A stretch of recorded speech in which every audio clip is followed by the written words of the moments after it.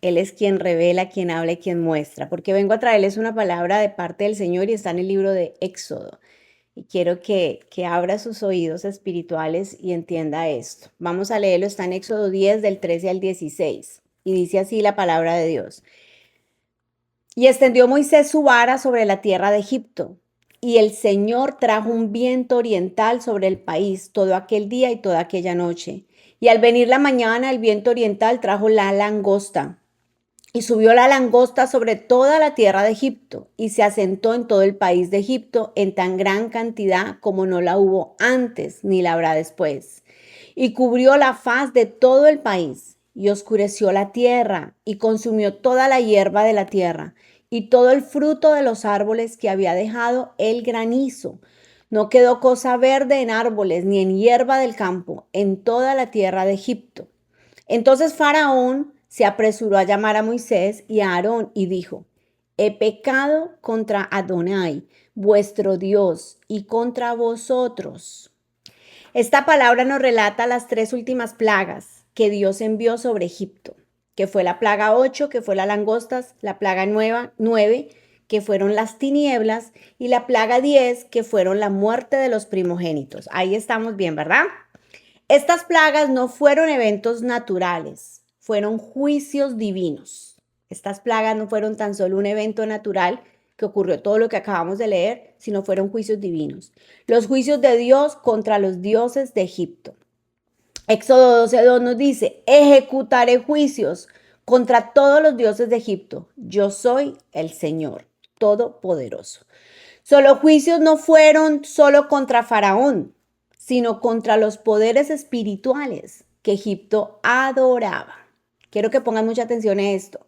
Los juicios que Dios envió no solamente fueron contra Faraón, sino fueron contra esos poderes espirituales que Egipto adoraba. Ahora recuerda que para nosotros, aquellos que estamos en Cristo, aquellos que hemos recibido a Jesucristo como nuestro Señor y Salvador, Egipto representa el mundo, ¿verdad? Egipto representa la vieja manera de vivir de nosotros, el mundo. Entonces, esto revela una verdad espiritual, de que esos juicios que Dios envió no solamente fueron contra Faraón, sino fueron contra esa parte espiritual. Es decir, nuestra batalla no es solo física, es espiritual. Diga conmigo, mi batalla no es física, mi batalla es espiritual. La parte espiritual es más real que lo que nuestros ojos naturales pueden ver. Por eso Efesios 6:12 nos dice: nuestra lucha no es contra la carne ni la sangre.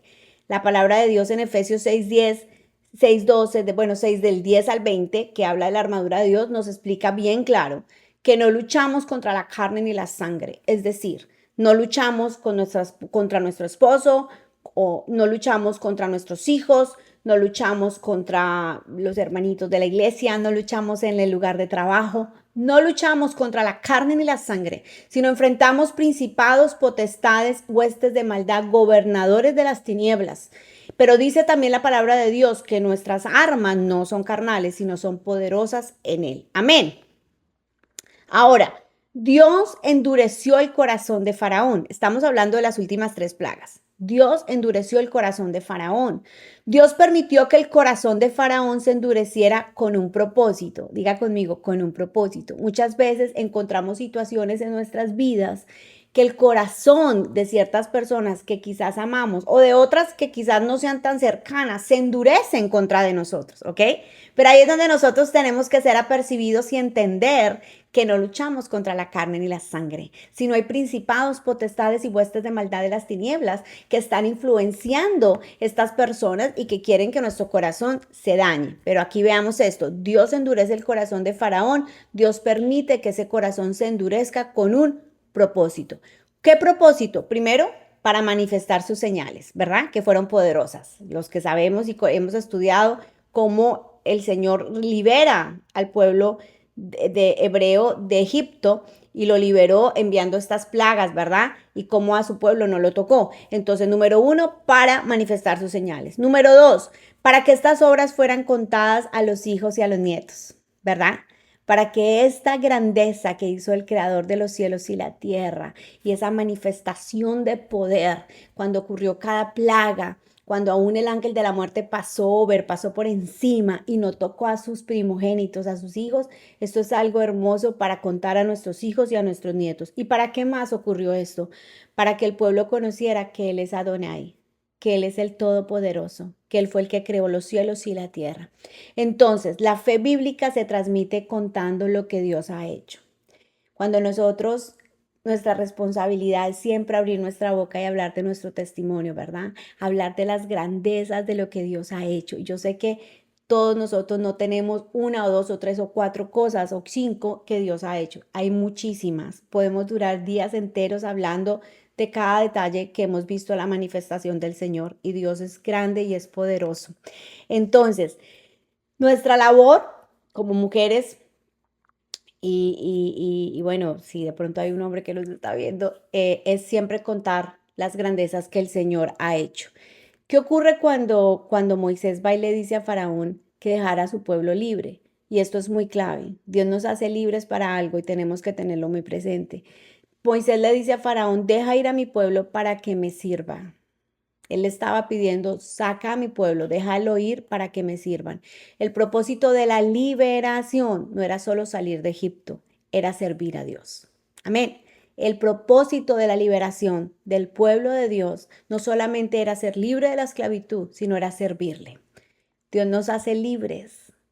Salimos de cadenas, de ataduras, de ligaduras, sea de adicciones, sea de depresión, sea de enfermedades, pero Él nos hace libres para que nosotros contemos su grandeza y le sirvamos. Amén.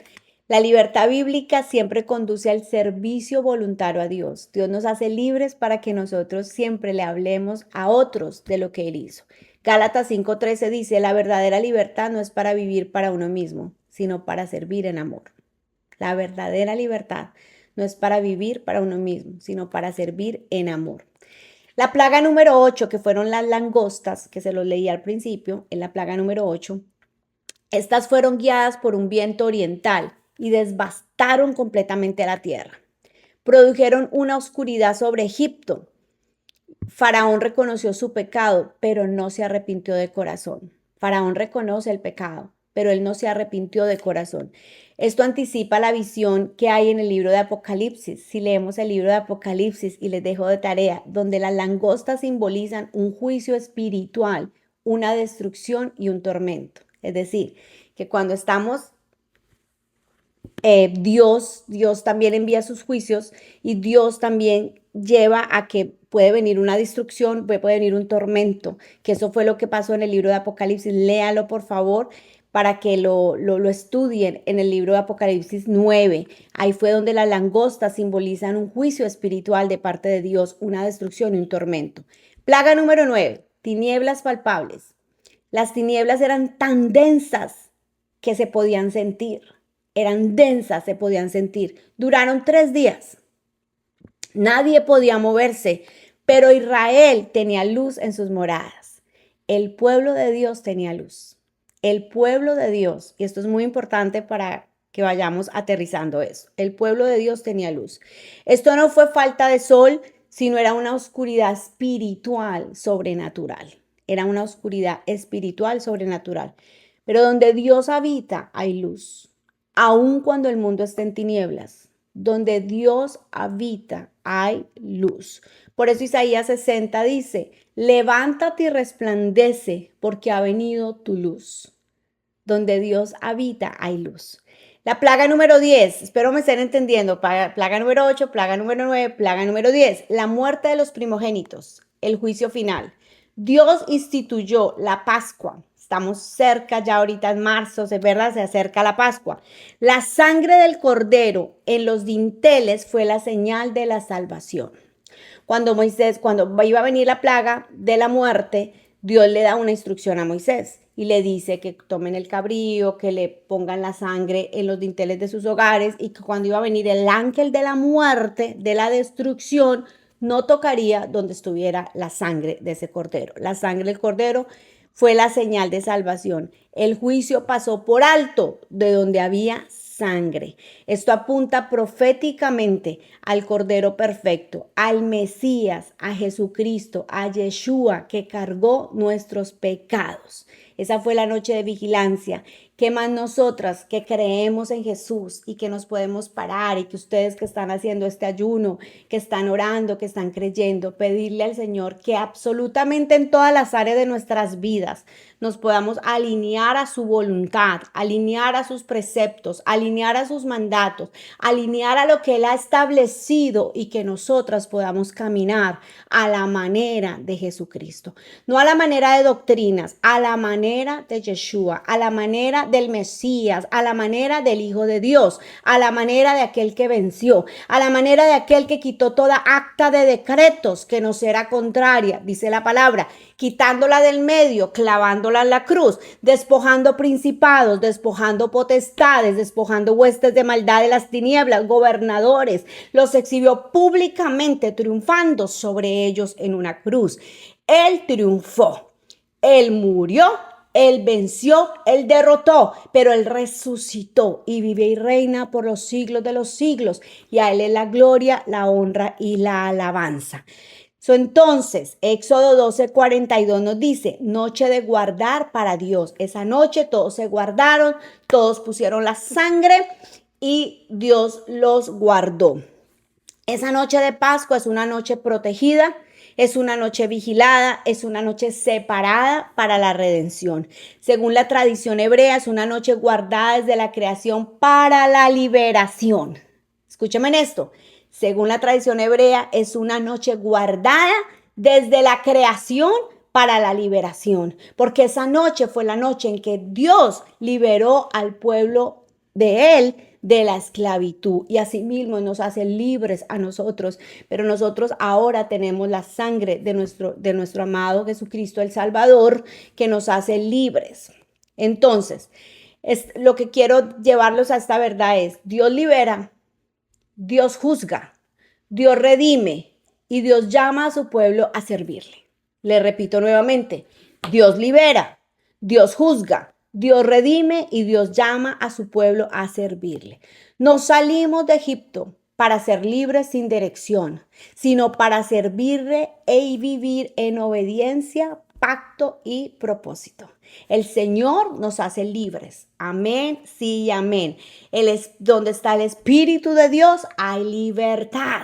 El Señor murió en la cruz, resucitó y trae libertad a nuestras vidas. Pero Él nos hace libres para que caminemos en pos de Él, para que le sigamos a Él, para que cumplamos su palabra, para que su palabra sea sí y amén, para que nuestros ojos estén puestos en Yeshua, como dice Hebreos 12:2, puesto los ojos en Jesús, el autor y el consumador de la fe, para que nuestra mirada siempre esté puesta en Él, para que solamente podamos decir como mujeres de Dios, mujeres de fe, mujeres empoderadas por su Espíritu Santo, que cualquier situación, que cualquier circunstancia, que cualquier adversidad, podamos siempre decir: yo miro a las alturas, yo miro a los montes, yo miro a los cielos, mi auxilio, mi socorro, el auxilio y el socorro de mi casa, de mi familia, de mi hogar, de mis hijos, del llamado propósito de mi iglesia, de cualquier situación.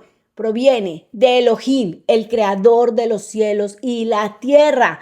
Proviene de aquel que no dará nuestro pie al resbaladero. Proviene de aquel que no se duerme ni se adormece. Proviene de aquel que está sentado en el trono. Proviene de aquel que sombra mi mano derecha. Proviene de aquel que guarda mi entrar y mi salir desde ahora y para siempre. Proviene de aquel que bendice mi alma. Proviene de aquel que no permite que el sol me fatigue de día y la luna de noche. El Dios todopoderoso. Entonces, mujeres, creo que el Señor nos muestra en estas tres caminadas por estas tres últimas plagas, de que Dios nos hace libres. Amén, sí. Pero que Dios también nos hace libres para caminar en obediencia. No para hacer las cosas como yo quiero, como yo opino, como yo creo, como mi corazón cree o como mi corazón o lo que yo siento. Porque dice la Biblia que el corazón del hombre es engañoso, es perverso. ¿Quién lo conocerá? Nosotros tenemos que rendirnos y decir: Señor, hágase tu voluntad. Señor, a tu manera. No lo que yo pienso, no lo que yo creo, no lo que yo pienso ni opino, sino lo que tú dices, porque dice la Biblia que como son más altos los cielos que la tierra, así son mis caminos más altos que los de él, que como que los caminos de él son más altos que los míos, sus pensamientos son mucho mejor. Así que lo que quiero ya concluir para que oremos es, digámosle, Señor, hágase tu voluntad en todas las áreas de nuestras vidas. Ayúdame a caminar tus caminos. Ayúdame a cumplir tu propósito. Me rindo porque la Biblia dice que el Señor da gracia al humilde y resiste al altivo. Y la verdadera humildad es la dependencia de Dios. La verdadera humildad es querer hacer lo que Él quiere, no lo que nosotros queremos. Porque lo que nosotros queremos, pensamos, no muchas veces está alineado a la voluntad de Dios. Y su palabra me enseña que su voluntad es buena, es agradable y es perfecta. Y es lo mejor que podemos anhelar y no tenemos, cuando oramos así, cuando caminamos así, hay algo que caminamos en un gozo y una paz que solamente sobrepasa todo entendimiento. Y es la paz y la certeza de saber que estás haciendo la voluntad de Dios. Y que ahí hay una cobertura, hay una sombrilla, hay un pacto, que el Señor te guarda, que el Señor te va guiando en todas las cosas. Amén. Así que, ¿qué tal si oramos para cerrar y ustedes continúan? Espero que hayan recibido, creamos que el Señor nos libera, Dios juzga, Dios libera, Dios juzga, Dios redime y Dios llama a su pueblo a servirle. Así que, Señor, te damos gracias, poderoso Dios. Yo bendigo la vida de cada una de estas mujeres, Señor, que están conectadas. Bendigo sus vidas, sus hogares, sus matrimonios, sus hijos, Señor. Digo el llamado, el propósito que tienes con cada una de ellas, Señor.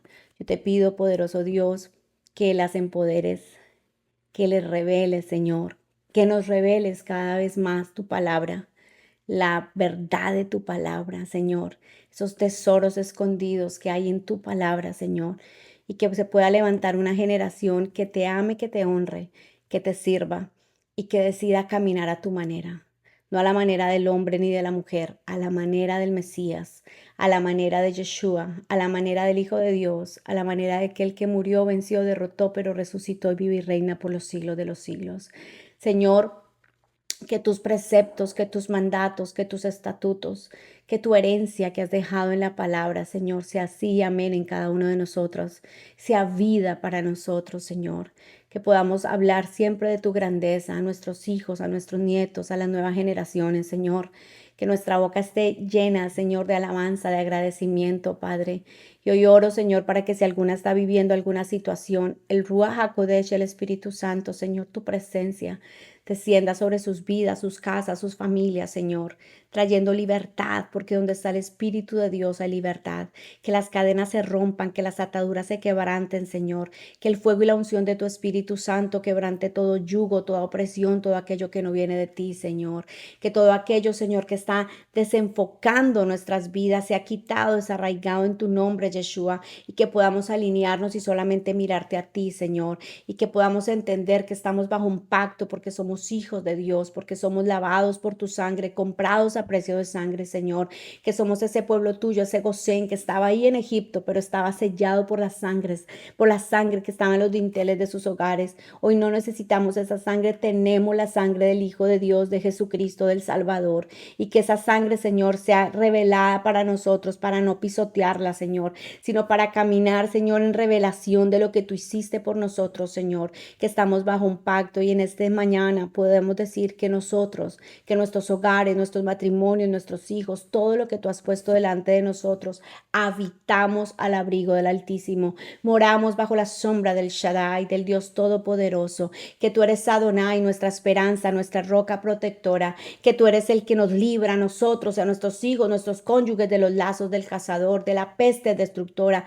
de la saeta, de la pestilencia, de la mortandad. Declaramos que ninguna plaga tocará nuestra morada, Señor, que caerán 1000 y 10,000 a nuestra diestra, pero a nosotros no llegarán, que tú enviarás a tus ángeles que nos rodearán en todos los caminos, como dice tu palabra, para que nuestros pies no tropiecen en piedra, Señor.